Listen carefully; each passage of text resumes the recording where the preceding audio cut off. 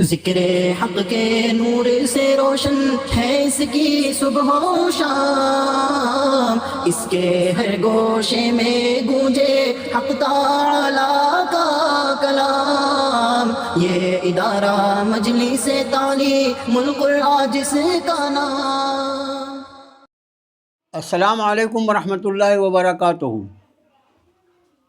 وعلیکم السلام ورحمۃ اللہ وبرکاتہ۔ آج ہمارا سبق شروع ہوگا انشاءاللہ آیت نمبر 35 سے، سورہ توبہ آیت نمبر 35۔ اعوذ باللہ من الشیطان الرجیم، بسم اللہ الرحمن الرحیم۔ یوم یحمى علیہا فی نار جہنم فتقوی بہا جباہہم وجنوبہم وظہورہم ھذا ما کنزتم لانفسکم فذوقوا ما کنتم تکنزون۔ یوم، جس دن، یحمہ کا مطلب ہے تپایا جانا، گرم کیا جانا۔ جس دن گرم کیا جائے گا اس پر، فی نار جہنم، جہنم کی آگ پر، فتقوی، اور پھر داغا جائے گا، کسی گرم چیز سے داغنے کو تقویٰ کہتے ہیں، فتقوی، پھر داغا جائے گا، بہا، اس سے، جباہہم، جباہہم، ان کی پیشانیوں کو، وجنوبہم، اور ان کی کروٹوں کو، وظہورہم، اور ان کی پیٹھوں کو۔ تینوں جمع آیا ہے۔ جس دن گرم کیا جائے گا اسے آگ کی، جہنم کی آگ پر، اور پھر داغا جائے گا اس سے ان کی پیشانیوں کو اور ان کی کروٹوں کو اور ان کی پیٹھوں کو۔ ھذا ما کنزتم لانفسکم، یہ جو تم نے جمع کیا تمہارے لیے، فذوقوا ما کنتم تکنزون، پھر چکھو جو کچھ تم نے جمع کیا تھا۔ میں نے اس دن کی پرسوں کی کلاس میں آپ کو بتایا تھا، کنز کا لفظ جو اس کا مطلب ہوتا ہے خزانہ، اور اس لفظ کا اطلاق جو ہوتا ہے وہ اس وقت ہوتا ہے کہ کوئی مال جس پر اس کا حق ادا نہ کیا جائے۔ مال کا حق اللہ نے صاحب مال پر جو فرض فرمایا وہ زکوٰۃ کی ادائیگی ہے۔ زکوٰۃ کو ادا کر دیا گیا، پھر اس کے پاس کتنا ہی خزانہ ہو اس پر یہ حکم نافذ نہیں ہو۔ نگاہ رکھیں الفاظ پر۔ اس دن تپایا جائے گا اسے جہنم کی آگ پر، پھر داغا جائے گا اس سے ان کی پیشانیوں کو اور ان کی کروٹوں کو اور ان کی پیٹھوں کو۔ یہ جو تم نے جمع کیا تھا اپنے آپ کے لیے، پھر چکھو جو کچھ تم نے جمع کیا تھا۔ یہ دیکھیے، اس میں بعض مفسرین نے بڑا پیارا نقطہ لکھا ہے کہ کسی بھی مالدار کے پاس جب کوئی غریب سائل آتا ہے تو ایمان والا جو ہے وہ تو ماشاء اللہ جانتا ہے کہ بھئی کوئی ضرورت مند ہے تو میں اس کی ضرورت کتنی اس میں مدد کر سکتا ہوں۔ لیکن جو آدمی ایمان نہیں رکھتا اور جو کہنا چاہیے کہ بہت ہی بخیل انسان ہو، تو اس کے پاس کوئی سوال کرنے والا اگر آئے تو سب سے پہلے جو اس کا اثر ہوتا ہے اس کے سوال کا، وہ اس کی پیشانی پر ہوتا ہے۔ وہ اس کی پیشانی سے ظاہر ہوتا ہے کہ اس کو اچھا نہیں لگا اس کا آنا، زبردستی آ گیا۔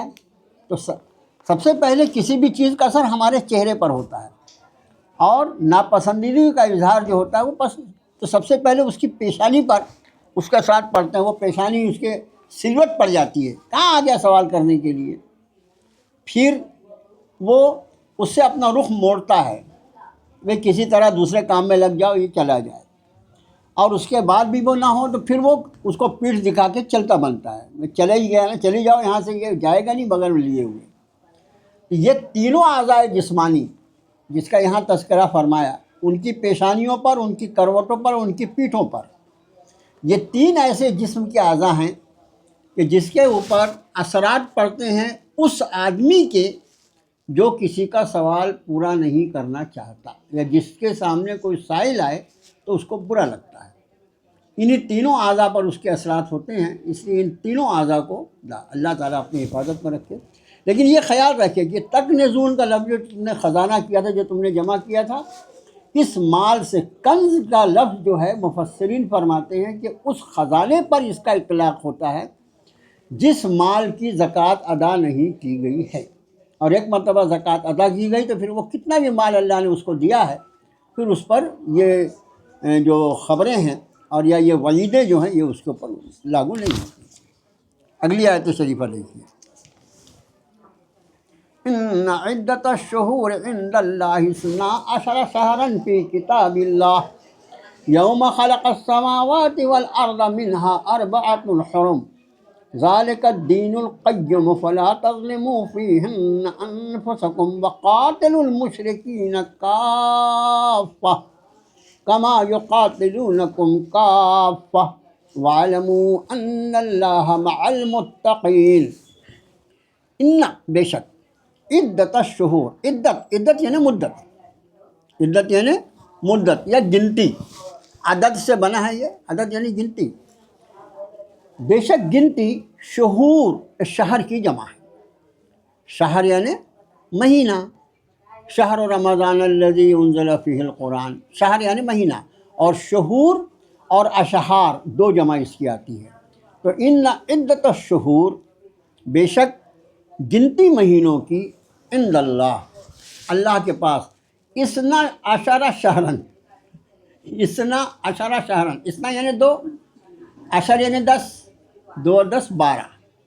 انگریز ذرا عربی کی گنتی جو ہوتی ہے وہ اس طرح کی ہوتی ہے، 12 شہرہ یعنی 12، شہرن مہینے، کہ بے شک گنتی مہینوں کی اللہ کے نزدیک 12 مہینے فی کتاب اللہ، اللہ کی کتاب میں، اللہ کی کتاب سے مراد لوح محفوظ، یوم خلق السماوات والارض، جس دن سے اللہ نے پیدا فرمایا آسمانوں کو اور زمین کو، منہا ان میں سے 4 حرم، 4 حرمت والے، اربع یعنی 4، یعنی گنتی اوپر 12 تھی اور نیچے 4، جس میں سے منہا اس میں سے 4 حرم حرمت والے، ذالک الدین القیم، دیکھو یہ سیدھا ترجمہ ہوگا یہ دین ہے بندوبست والا، یہ دین ہے درست، ایک ترجمہ، لیکن بعض علماء نے یہاں پر دین سے مراد جو لیا ہے وہ حساب لیا ہے، یہ حساب درست ہے، یعنی سال میں 12 مہینے، یہ حساب درست ہے۔ ہم اس کا لفظی ترجمہ کریں گے ذالک الدین القیم، یہ دین بندوبست والا ہے، درست ہے۔ فلا تظلموا فیہن، فلا تظلموا، پھر تم نہ ظلم کرو، نہ زیادتی کرو، فیہن، یہ فیہن میں جو مؤنث کا صیغہ آیا یہ وہ 4 مہینوں کی آیا جو حرمت والے ہیں، پھر نہ تم ظلم کرو ان میں، یعنی ان 4 مہینوں میں، انفسکم اپنے آپ پر، پھر تم نہ زیادتی کرو، نہ ظلم کرو اپنے آپ پر ان 4 مہینوں میں۔ وقاتلوا المشرکین کافہ، اور لڑو سارے مشرکوں سے، کما یقاتلونکم کافہ، جیسے وہ تم سے لڑتے ہیں سارے کے سارے، لڑو سارے مسلمانوں سے جیسے وہ لڑتے ہیں سارے کے سارے تم سے۔ وَاعْلَمُوا أَنَّ اللَّهَ مَعَ الْمُتَّقِينَ، اور جان لو کہ اللہ پرہیزگاروں کے ساتھ ہے۔ بے شک گنتی مہینوں کی اللہ کے پاس 12 مہینے اللہ کی کتاب میں، جس دن سے اس نے پیدا کیا آسمانوں اور زمین کو، ان میں سے 4 حرمت والے، یہ دین ہے درست، پھر نہ ظلم کرو ان میں، یعنی ان حرمت والے مہینوں میں اپنے آپ پر، اور لڑو مشرکوں سے، سارے کے سارے مشرکوں سے۔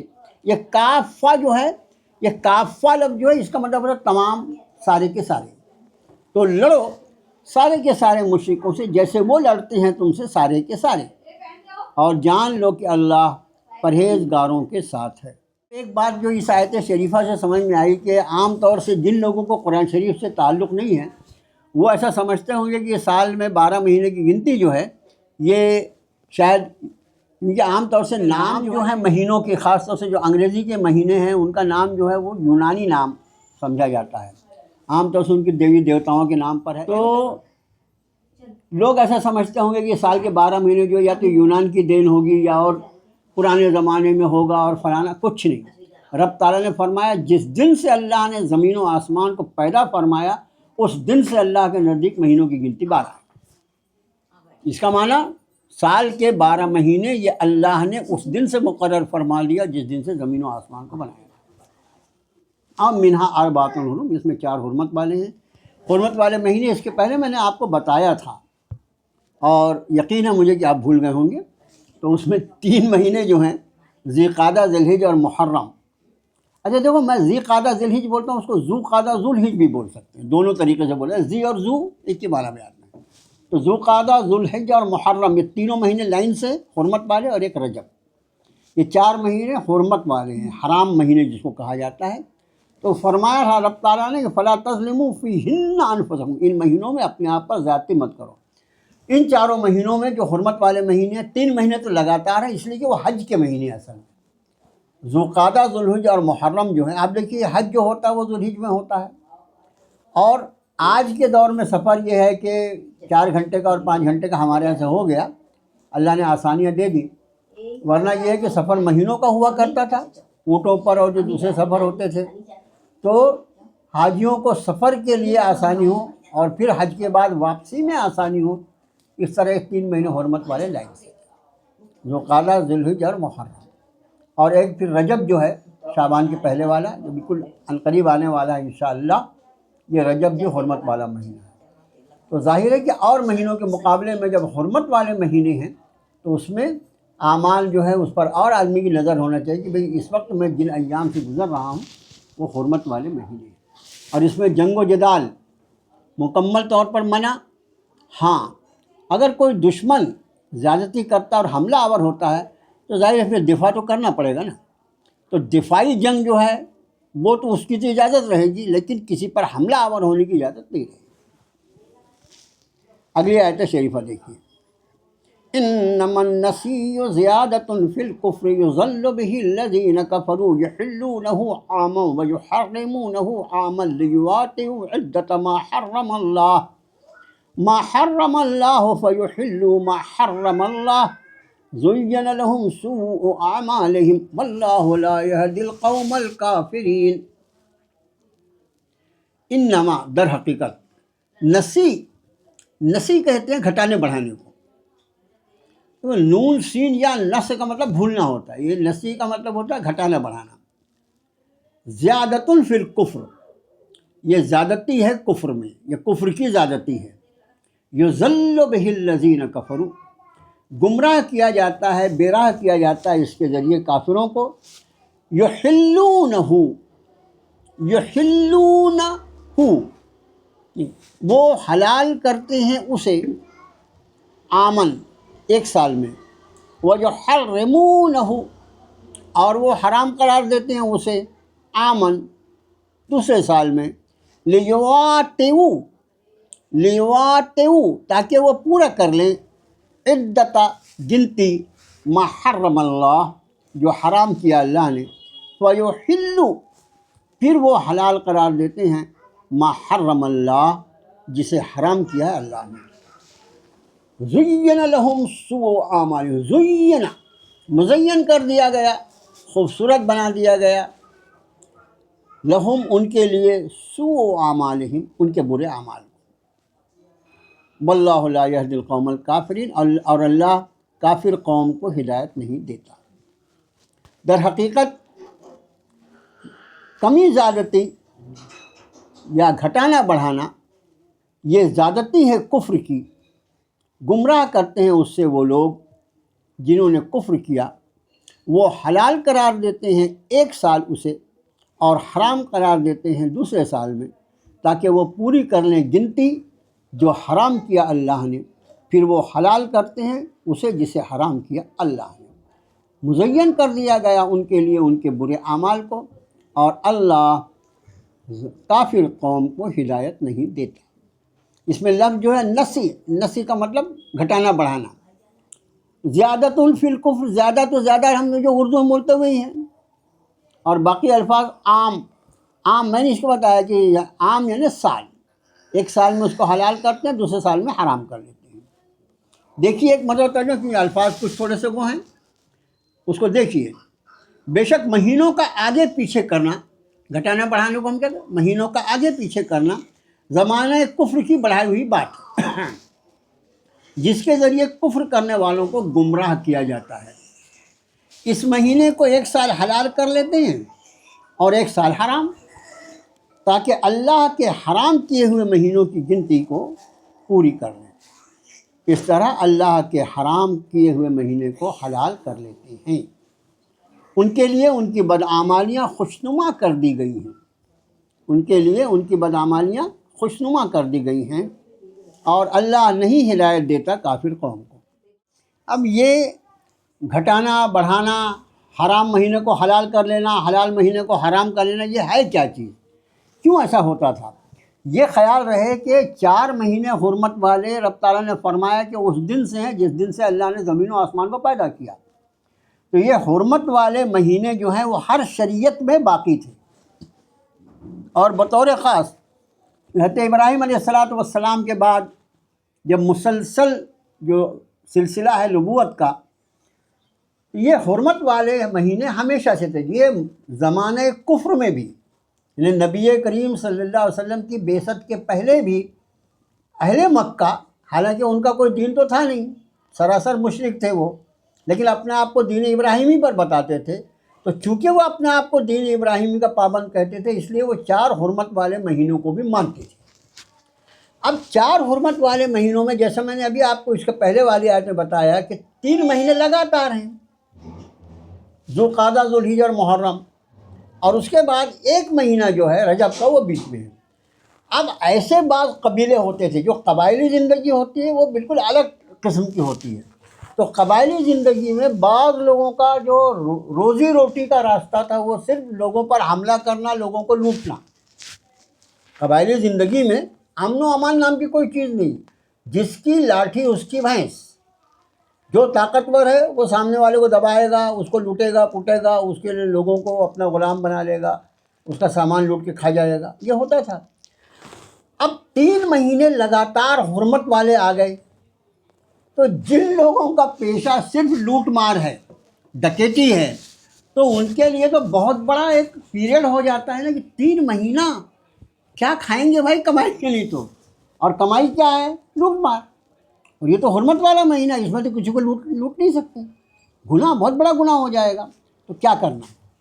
اب وہ یہ ایسا کرتے تھے کہ ذوالقعدہ، ذوالحجہ، محرم، اب محرم کے بعد کون سا مہینہ آئے گا؟ صفر آئے گا، تو 2 مہینہ اپن نے آرام کر لیے، تیسرا مہینہ آیا محرم کا، اور محرم کے مہینے میں بھی ابھی 1 مہینہ ہم کچھ نہیں کمائیں گے، ایسا کرو اس سال جو ہے نا یہ محرم کا نام صفر رکھ لو، اور اس کے بعد جو مہینہ آئے گا وہ محرم کر لیں گے ہم۔